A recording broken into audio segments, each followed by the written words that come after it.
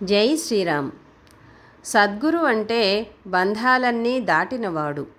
తనకి బంధాలు ఉండవు కనుక బంధాలలో బంధింపబడిన వాని బంధాలు కూడా తొలగించవచ్చు.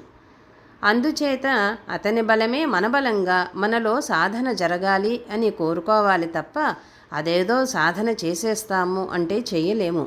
అది గుర్తుపెట్టుకొని సద్గురువుని ఆశ్రయించి పాదములకు బాగా పూజ చేసుకొని ఆ పాదముల వద్ద పడి ఉండి సాధన చేసుకోవడం అనే పరిష్కారం పెద్దలు మనకి ఇచ్చారు. ఆ విధంగా మనం నిర్వర్తించుకుంటే మనకి ఒక్కోటి నెమ్మది నెమ్మదిగా వీలు పడతాయి.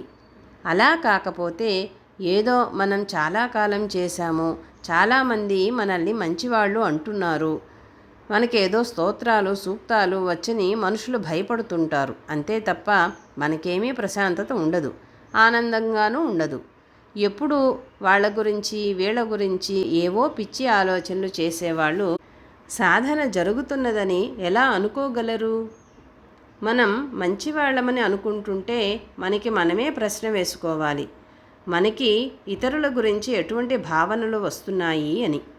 మనకి ఇష్టం లేని వారు ఉన్నారా అని ప్రశ్న వేసుకోవాలి. ఉంటే సాధన లేదు అని అర్థము. మనకి ఇష్టం లేని సన్నివేశాలు ఉన్నాయా అంటే సాధన జరగడం లేదని అర్థము. మనకి ఇష్టం లేని మనుషులున్నారు, మనకి ఇష్టం లేని పరిస్థితులు ఉన్నాయి అంటే సాధన జరగదు.